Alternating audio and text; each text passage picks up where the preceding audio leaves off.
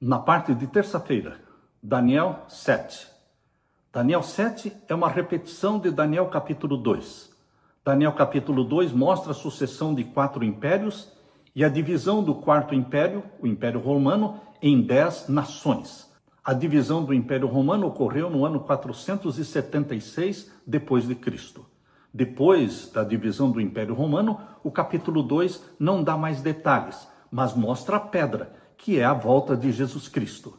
Porém, queridos, quando nós chegamos no capítulo 7, nós encontramos novamente a sucessão dos 4 impérios. Capítulo 7, abra sua Bíblia. Aqui no capítulo 7 você vai encontrar 4 animais. Assim como no capítulo 2 eram 4 metais, ouro, prata, bronze e ferro, aqui você encontra 4 animais representando os 4 impérios.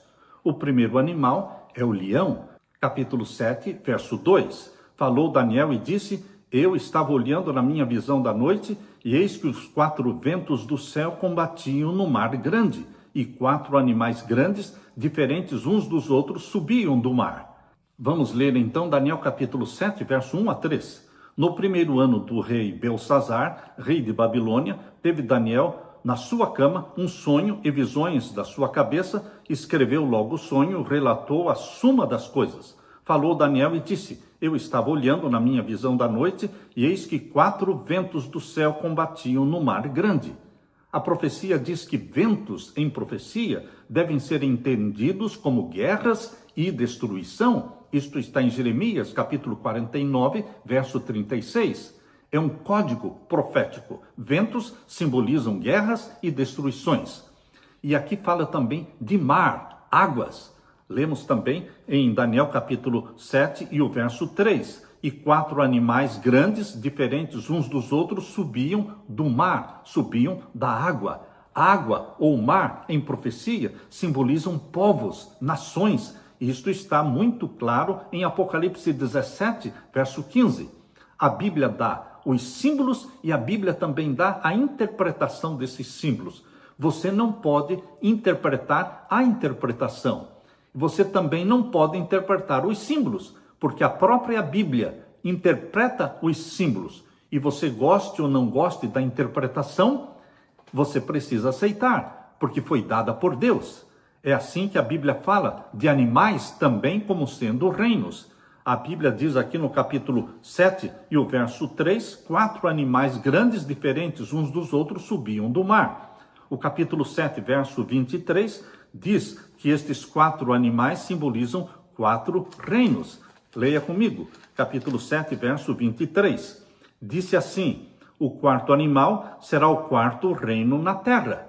Ora, se o 4º animal representava o 4º reino na terra, é porque os 3 primeiros animais representavam 3 reinos anteriores. É isso que diz aqui no capítulo 7 e no verso 17. Estes grandes animais, que são 4 reis ou reinos que se levantarão da terra.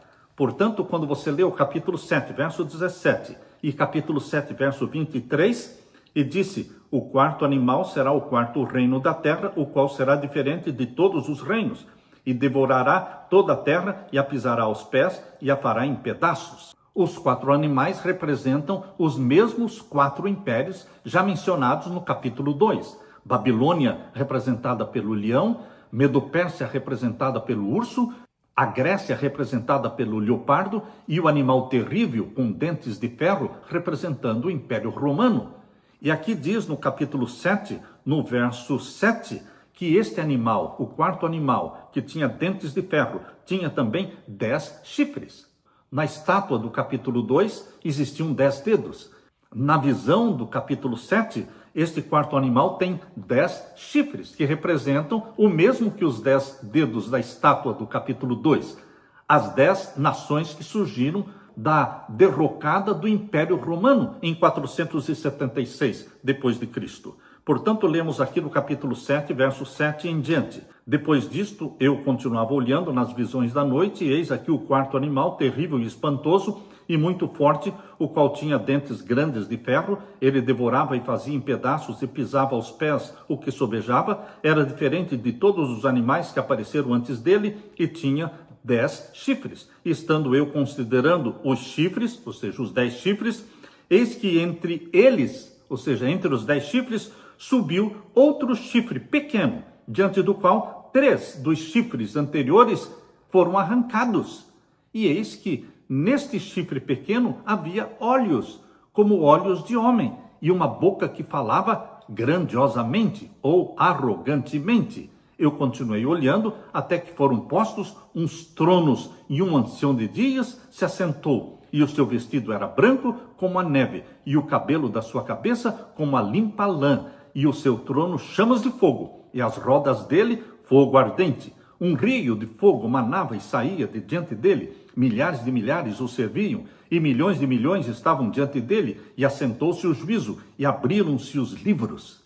Meu querido irmão, enquanto que no capítulo 2, o Império Romano terminou em 476, e não foi dado nenhum detalhe mais daquilo que viria após a derrocada do Império Romano, mas aqui no capítulo 7 nós temos a sequência daquilo que aconteceria após a queda do Império Romano, após o surgimento das 10 nações da Europa.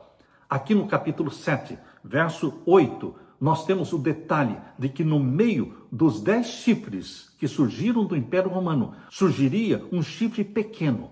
Este chifre pequeno seria diferente de todos os outros. Ele derrubaria 3 dos 10 anteriores, ou seja, ficariam somente 7 dos 10 anteriores. Este chifre pequeno cresceria. E o capítulo 7, verso 24, diz assim: e quanto aos 10 chifres daquele mesmo reino, do Império Romano, se levantarão 10 reis, as 10 nações da Europa, e depois deles se levantará outro, ou seja, o chifre pequeno, o qual será diferente dos primeiros, e abaterá a 3 reis, Érolos, Vândalos e Ostrogodos. Foram 3 povos que foram destruídos pelo chifre pequeno. Érolos foram destruídos em 493 depois de Cristo. Os vândalos em 534 depois de Cristo. E os ostrogodos foram vencidos e expulsos de Roma em 538 depois de Cristo. Agora o caminho estava livre, preparado para o domínio supremo do chifre pequeno.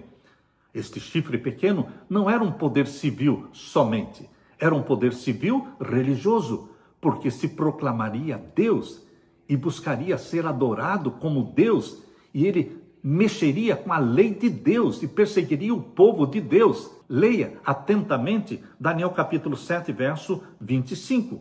Falando do chifre pequeno, e proferirá palavras contra o Altíssimo, o chifre pequeno falaria contra Deus, e destruirá os santos do Altíssimo, e cuidará em mudar os tempos e a lei, mexeria com os 10 mandamentos de Deus, e eles serão entregues na sua mão, ou seja, o povo de Deus seria entregue na sua mão por um tempo, tempos metade de um tempo, 3 anos e meio proféticos, 1260 anos. Esta perseguição contra o povo de Deus começou em 538 depois de Cristo, exatamente no ano em que os ostrogodos foram destruídos, e de 538 se estendeu por 1260 anos até 1798. Em 1798, houve então a queda papal, a prisão do Papa Pio VI, pelo general de Napoleão Bonaparte, o general Berthier, que invadiu Roma em 1798 e prendeu o Papa Pio VI. Terminou a supremacia papal de 1260 anos, anunciada aqui na profecia de Daniel 7, verso 25. Nós vemos então, meu querido irmão, o Deus que conhece o fim desde o princípio. Ele mostrou o surgimento do poder papal no meio das nações da Europa, inicialmente como um chifre pequeno, como que não querendo nada, mas derrubou 3, Érolos, Vândalos e Ostrogodos, para poder crescer e ter poder, e dominou o mundo durante toda a Idade Média. É o poder absoluto da supremacia papal de 1260 anos da Idade Média. Daniel observou os ventos agitando o mar. Ventos simbolizam guerras. O mar simboliza povos e nações. A visão dada para Daniel no capítulo 7 avança além de 1798. Por quê? Embora os 1260 anos tenham terminado em 1798, aqui no capítulo 7, verso 9 e 10, fala do juízo. foi mostrado para Daniel, na visão do capítulo 7, a visão do juízo, a sala do juízo. O Santíssimo do Santuário Celestial foi mostrado para Daniel aqui, porque Daniel viu o trono de Deus e viu o ancião de dias assentado sobre o trono. E aqui diz, no capítulo 7, verso 10, assentou-se o juízo e abriram-se os livros. Daniel capítulo 7 nos leva de 538 até 1798, mas não parou aí. Ele nos leva até 1844, porque 1844 foi anunciado na profecia como sendo o início do juízo. Juízo já anunciado no capítulo 7, mas confirmado na visão do capítulo 8. Capítulo 8, verso 14. Até 2.300 tardes e manhãs e o santuário será purificado. Portanto, meu querido irmão, o capítulo 8 é uma confirmação do juízo proclamado no capítulo 7, verso 9 e verso 10. E o capítulo 7, verso 13, mostra Jesus Cristo entrando no Santíssimo, onde está o trono do ancião de dias, o trono do Pai, para poder receber o livro da mão do Pai e iniciar a abertura do livro e iniciar o processo do juízo celestial. Diz aqui em Daniel 7, verso 13, eu estava olhando nas minhas visões da noite, e eis que vinha nas nuvens do céu, um como filho do homem, é Jesus Cristo. E ele se dirigiu ao ancião de dias, ou seja, ao Santíssimo do Santuário Celestial, e o fizeram chegar até ele, e foi-lhe dado o domínio e a honra e o reino, para que todos os povos, nações e línguas o servissem. O seu domínio é um domínio eterno, que não passará, e o seu reino, o único que não será destruído. Primeiramente, o juízo, e depois o reino do nosso Senhor Jesus Cristo, que não será jamais destruído, como diz o verso 18. Mas os santos do Altíssimo receberão o reino e possuirão o reino para todo sempre e de eternidade a eternidade. O capítulo 7, verso 26, mostra claramente que após a perseguição de 1260 anos, que terminou em 1798, após esse tempo seria estabelecido o juízo. Que juízo? O juízo celestial, que começou em 1844, exatamente como diz em Daniel 8:14. Veja, Daniel 7, verso 26. Mas o juízo estabelecer-se-á. O verso 26, após o verso 25, que falou dos 1260 anos de perseguição, 538 a 1798. E então no verso 26 fala que após 1798 aconteceria o quê? O juízo. Verso 26. Mas o juízo estabelecer-se-á. Quando? Em 1844, conforme diz Daniel 8:14. E eles tirarão o seu domínio. Domínio de quem? Do chifre pequeno, para o destruir e para o desfazer até o fim.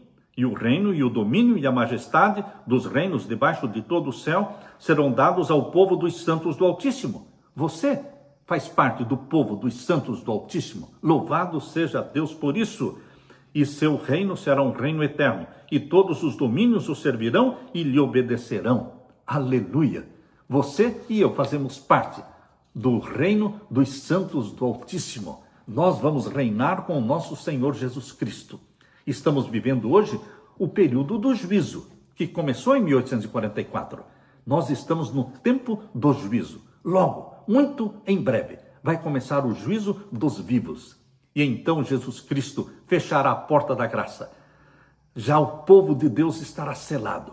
Uma vez que o povo de Deus esteja selado com o selo do Deus vivo e batizado pelo Espírito Santo, então a porta da graça será fechada. E Jesus Cristo voltará, a pedra descerá do céu, esmiuçando os reinos da terra, os 10 reinos terrestres, e estabelecendo o reino de Deus, que não será jamais destruído. Aleluia, aleluia.